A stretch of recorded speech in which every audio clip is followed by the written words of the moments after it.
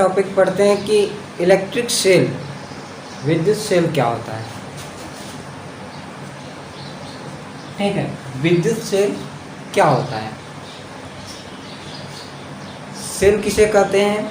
वह युक्ति जो किसी परिपथ में विद्युत धारा अथवा विभवांतर को बनाए रखता है। किसी परिपथ में विद्युत धारा, स्थायी धारा अथवा विभवांतर को बनाए रखता है, उसे सेल कहते हैं। वह युक्ति जो किसी परिपथ में स्थायी धारा अथवा विभवांतर को बनाए रखता है, विद्युत सेल कहलाता है। ठीक, और फिर उसके बाद ये जो सेल होता है, कोई भी सेल होता है, सेल का वर्क होता है कि विद्युत ऊर्जा को प्राप्त करना, यानी रासायनिक ऊर्जा से विद्युत ऊर्जा में परिवर्तन, यही सेल का वर्क होता है। सेल दो प्रकार का होता है, एक होता है प्राथमिक सेल, एक होता है द्वितीयक सेल। प्राथमिक सेल शुष्क सेल होता है, यानी उसे हम केवल और केवल एक ही बार प्रयोग में ला सकते हैं, दोबारा वो प्रयोग नहीं हो सकता क्योंकि वह चार्ज नहीं होता है, दोबारा वह आवेशित नहीं होता है। और जो द्वितीयक सेल होता है, द्वितीयक सेल उसमें क्षमता होती है कि वह रासायनिक ऊर्जा को विद्युत ऊर्जा में परिवर्तित करता है, फिर विद्युत ऊर्जा को रासायनिक ऊर्जा में परिवर्तित करके एकत्रित करता है, फिर वही रासायनिक ऊर्जा को विद्युत ऊर्जा में परिवर्तित करता है। ये द्वितीयक सेल का वर्क होता है। यानी सेल क्या होता है, परिभाषा कैसे नोट करेंगे। अब देखिए, मैं सबका डेफिनेशन बता रहा हूँ। विद्युत सेल, सेल वह युक्ति है जो किसी परिपथ में स्थायी धारा अथवा विभवांतर को बनाए रखने का कार्य करती है। यह दो प्रकार का होता है। पहला है प्राथमिक सेल। प्राथमिक सेल वह सेल होता है जो एक बार प्रयोग में लाया जाता है और यह चार्ज नहीं होता है, अर्थात यह दोबारा आवेशित नहीं किया जा सकता है। इसका कार्य रासायनिक ऊर्जा को विद्युत ऊर्जा में परिवर्तित करना होता है। इसमें उदाहरण शुष्क सेल आदि। और फिर दूसरा क्या होगा, द्वितीयक सेल। द्वितीयक सेल वह सेल होता है जो कि रासायनिक ऊर्जा को विद्युत ऊर्जा में परिवर्तित करता है तथा पुनः विद्युत ऊर्जा को रासायनिक ऊर्जा में परिवर्तित कर एकत्र कर लेता है। यानी इस सेल में पुनः आवेशित करने की क्षमता होती है, इसे चार्ज किया जा सकता है। ये द्वितीयक सेल होता है। और द्वितीयक सेल ज़्यादातर अच्छा होता है, और जो शुष्क सेल होता है उसमें क्या होता है कि वह केवल एक ही बार आप उसे यूज कर सकते हैं, दोबारा नहीं यूज कर सकते हैं। जितना बता दिया गया इससे आप समझ सकते हो कि सेल क्या होता है। और जो बैटरी होती है, बैटरी में सेलों का संयोजन से बनाया जाता है। बैटरी में दो या दो से अधिक सेल होते हैं। एक सेल से कम धारा प्राप्त की जाती है, जब हमें अधिक धारा प्राप्त करना होता है तो सेलों का संयोजन कर देते हैं। तो सेलों के संयोजन से ही बैटरी प्राप्त होती है। सेल समझ में आ गया आपको, ये दो प्रकार का होता है। तो अब हमारा पॉइंट आता है कि विद्युत वाहक बल क्या होता है। कहीं भी आपको सेल अगर दिखेगा तो सेल को डिनोट करने के लिए इस सिंबल का यूज़ किया जाता है। ये सिंबल सेल को डिनोट करने के लिए यूज किया जाता है। ओके, इस सेल के लिए। और फिर इसके बाद विद्युत वाहक बल, इलेक्ट्रोमोटिव फोर्स, इलेक्ट्रोमोटिव फोर्स।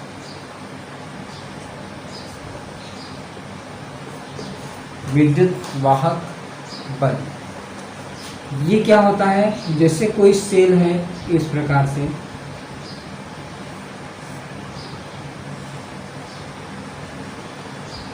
जो सेल होता है इसमें रासायनिक पदार्थ होते हैं ना, इनमें रासायनिक पदार्थ होते हैं और रासायनिक पदार्थ से रासायनिक ऊर्जा इनमें एकत्रित रहती है और सेल ये क्या करते हैं कि उस रासायनिक ऊर्जा को विद्युत ऊर्जा में परिवर्तित कर देते हैं और ये बाह्य परिपथ में प्रवाहित करते हैं।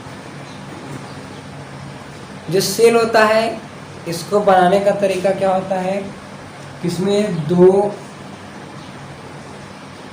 कार्बन की पट्टियाँ इस प्रकार से रासायनिक घोल में लटकाई गई होती हैं, इस प्रकार से लटकाई गई होती है। एक धन होता है और एक ऋण होता है। जो धन होता है इसको एनोड बोलते हैं, जो ऋण होता है इसको कैथोड बोलते हैं।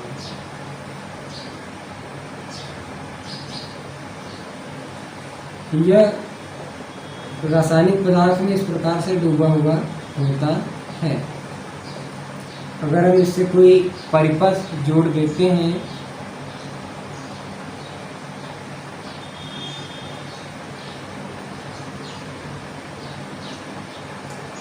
ये हमारी कुंजी के है, रेजिस्टेंस R है प्लस माइनस।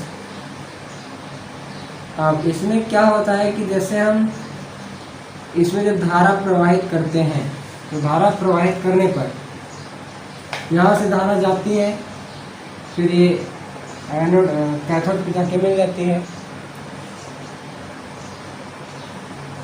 यहाँ पर ये ध्यान दीजिएगा कि जब धारा इस प्रकार से आई, इस प्रकार से धारा आ रही है, तो धारा यहाँ जाएगी और यहाँ घोल में भी, घोल से भी इलेक्ट्रॉनों का आदान प्रदान होता रहता है। यहाँ जो इलेक्ट्रॉनों का आदान प्रदान होता रहता है, इनके मार्ग में कुछ पदार्थ मिलते हैं, जिसको अभी हमने बताया कि रासायनिक घोल है। इसमें क्या मिलेंगे? रासायनिक पदार्थ अवश्य मिलेंगे। वही जो रासायनिक पदार्थ होते हैं, वो रासायनिक पदार्थ इन इलेक्ट्रॉनों के मार्ग में कुछ बाधा डालते हैं, थोड़ी बहुत रुकावट डालते हैं, बाधा डालते हैं, जिससे हम लोग प्रतिरोध करते हैं। और यही प्रतिरोध जो होता है वो आंतरिक प्रतिरोध होता है। क्या होता है? आंतरिक प्रतिरोध। हमारा टॉपिक है इलेक्ट्रोमोटिव फोर्स। अब ये क्या हुआ, इतना समझ में आया? हम इसको पहले समझाए हैं, क्योंकि अभी आपको इसको बताएंगे तो कन्फ्यूजन होने वाला जो था, अब यहाँ से सॉल्व हो गया। हम इलेक्ट्रोमोटिव फोर्स यानी विद्युत वाहक बल को कैसे जानेंगे? एकांक आवेश को पूरे परिपथ में सेल के साथ, एकांक आवेश को पूरे परिपथ में सेल के साथ प्रवाहित करने में सेल द्वारा दी गई ऊर्जा विद्युत वाहक बल कहलाता है। ये है हमारा डेफिनेशन इलेक्ट्रोमोटिव फोर्स, विद्युत वाहक बल का। एकांक आवेश को पूरे परिपथ में सेल के साथ, सेल में भी, एक सेल के साथ मतलब सेल में भी प्रवाहित करने में सेल द्वारा दी गई ऊर्जा विद्युत वाहक बल कहलाता है। इसे ई से दर्शाया जाता है। कहीं कहीं हम इसे एप्सिलॉन से भी दर्शाते हैं। अगर नहीं एप्सिलॉन से दर्शाते हैं तो ये हमारा एग्जैक्ट नहीं होना चाहिए, वो हल्का सा ऐसे बेंड होना चाहिए। यानी ये भी हमारा मेथड सही है, ये भी मेथड सही है, ये नहीं सही है। इलेक्ट्रोमोटिव फोर्स विद्युत वाहक बल को दर्शाने के लिए इन दोनों सिंबल का यूज किया जाता है। अब हो गया हमारा cell, types of cell, electromotive force. अब हम पढ़ते हैं इंटरनल रेजिस्टेंस, आंतरिक प्रतिरोध। तो सेल जो हमारा था वो 2 टाइप्स का होता है। प्राइमरी, जिसको प्राथमिक सेल बोलते हैं, जो केवल एक ही बार यूज किया जाता है, चार्ज नहीं हो सकता। सेकेंडरी, जो सेकेंडरी होता है, इसको हम द्वितीयक सेल बोलते हैं। ये चार्ज किया जा सकता है और एक से अधिक बार प्रयोग में लाया जाता है। फिर उसके बाद अगली हेडिंग है हमारा इलेक्ट्रोमोटिव फोर्स, विद्युत वाहक बल। ये क्या होता है? एकांक आवेश को पूरे परिपथ में सेल के साथ प्रवाहित करने में सेल द्वारा दी गई ऊर्जा ही विद्युत वाहक बल यानी इलेक्ट्रोमोटिव फोर्स कहलाता है। अब जो नेक्स्ट टॉपिक होगा हमारा वो होगा इंटरनल रेजिस्टेंस। इंटरनल रेजिस्टेंस ये क्या होता है? आंतरिक प्रतिरोध, अंदर का प्रतिरोध। इसको हम ऐसे कर सकते हैं कि जो अभी आप लोगों को हम समझाए थे, जब हम इसे आवेश देते हैं तो आवेश को मूव करते हुए यहाँ पर लाता है, जिससे ये यहाँ पर इलेक्ट्रॉनों का आदान प्रदान होता है। इलेक्ट्रॉनों के आदान प्रदान में जो रासायनिक पदार्थ बीच में होते हैं वे उनके मार्ग में बाधा डालते हैं, वही आंतरिक प्रतिरोध कहलाता है। तो आंतरिक प्रतिरोध की परिभाषा हम नोट करेंगे। तो हम इंटरनल रेजिस्टेंस को डिफाइन करते हैं, आंतरिक प्रतिरोध को परिभाषित करते हैं।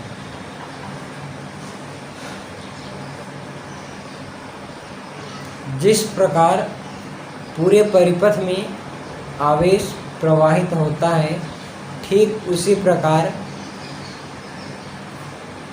रासायनिक घोल में भी इलेक्ट्रॉन एक इलेक्ट्रोड से दूसरे इलेक्ट्रोड पर प्रवाहित होते हैं और इनके मार्ग में जो रुकावटें रासायनिक घोल के कारण आती हैं उसे ही सेल का आंतरिक प्रतिरोध कहते हैं।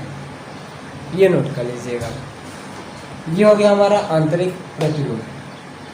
हमने क्या पढ़ा? अबाउट द सेल सब कुछ पढ़ा ना। सेल क्या होता है, प्राइमरी से कैसा होता है, सेकेंडरी कैसा होता है, इलेक्ट्रोमोटिव फोर्स क्या होता है, इंटरनल रेजिस्टेंस क्या होता है।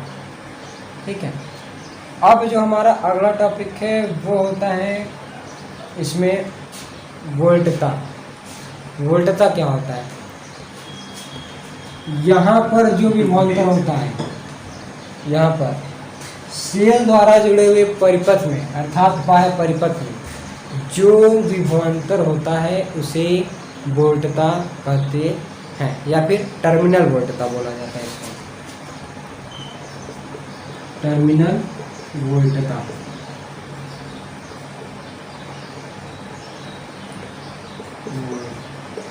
टर्मिनल वोल्टता होता है, इसको हम क्या बोलते हैं कि सेल द्वारा जुड़े हुए बाह्य परिपथ में जो वोल्टता होता है या जो विभवांतर होता है उसको ही टर्मिनल वोल्टता कहते हैं। इतना आप नोट कर लीजिए। इसके बाद अगले हेडिंग होगी हमारे।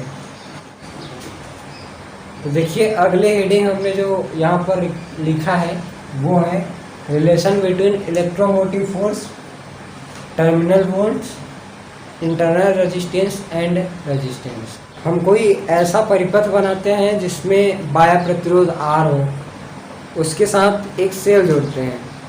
सेल द्वारा I धारा पूरे परिपथ को भेजी जा रही है और सेल में जो आंतरिक प्रतिरोध है उसको स्मॉल r मान लेते हैं। जो वोल्टता होगा बाहर टर्मिनल वोल्टता वो कैपिटल V होगा, तो जो सेल का विद्युत वाहक बल होगा वो E होगा और सेल में जो आंतरिक विभवांतर होगा, आंतरिक विभवांतर, क्योंकि जो विद्युत वाहक बल होगा वो तो बाह्य और यानी टर्मिनल वोल्टता बाह्य विभवांतर और आंतरिक विभवांतर दोनों के योग के बराबर होता है। तो यहाँ पर हम पढ़ते हैं, इनके संबंध को समझते हैं। इसके लिए हम नोट करेंगे पॉइंट। माना एक विद्युत परिपथ जिसका बाह्य प्रतिरोध कैपिटल R है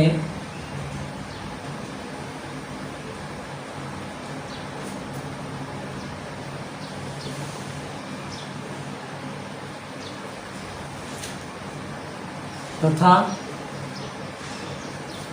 इस परिपथ में प्रवाहित धारा I है।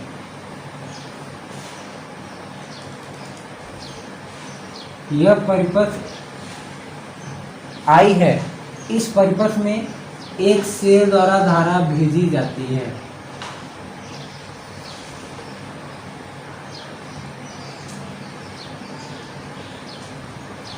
एक सेल द्वारा धारा भेजी जाती है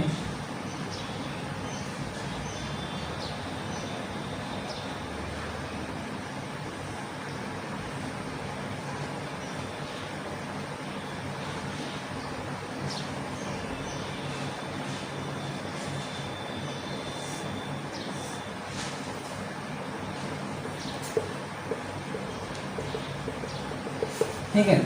इस परिपथ में एक सेल द्वारा धारा भेजी जाती है जहां सेल का आंतरिक प्रतिरोध स्मॉल r है। पूरी धारा कितनी बह रही है? यहाँ पर I धारा बह रही है। तो हम क्या लिखेंगे? माना एक विद्युत परिपथ जिसमें बाह्य प्रतिरोध कैपिटल R तथा परिपथ में प्रवाहित धारा I है जो कि किसी सेल द्वारा भेजी जा रही है, तथा माना कि सेल का आंतरिक प्रतिरोध स्मॉल r है।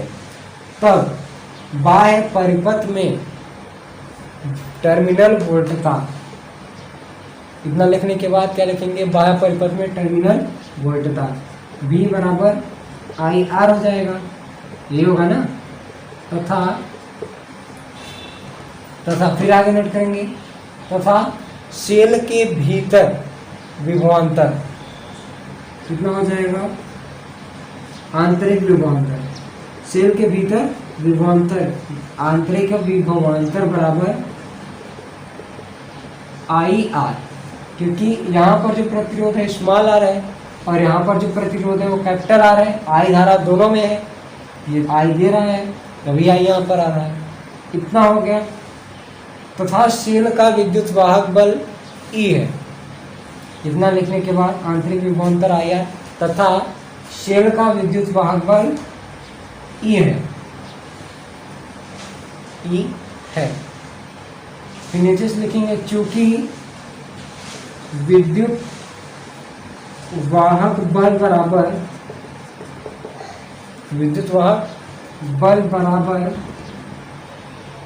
टर्मिनल वोल्टता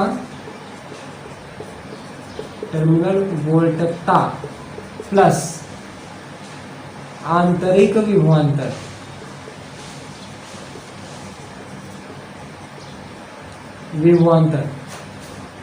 ठीक है। विद्युत वाहक बल बराबर टर्मिनल वोल्टता प्लस आंतरिक विभवांतर। तो विद्युत वाहक बल को हमने E से दिखाया है और टर्मिनल वोल्टता हमारा कितना है, IR B है, और ये नहीं पता है, इसको हम IR लिख लेते हैं, आंतरिक विभवांतर। सब हम यहाँ से भी ज्ञात करेंगे। तो देखिए एप्सिलॉन बराबर B का वैल्यू हमने IR रखा हुआ है और इसका IR हो गया। जैसे हम धारा अगर ज्ञात करें तो धारा क्या हो जाएगा, इसमें से R प्लस R कॉमन हो जाएगा, इस प्रकार से बराबर एप्सिलॉन हो जाएगा। तो I बराबर epsilon upon small r plus capital R, यही होगा ना। अगर यहाँ पर प्रतिरोध बहुत ही कम है तो नगण्य होगा। यदि सेल का आंतरिक प्रतिरोध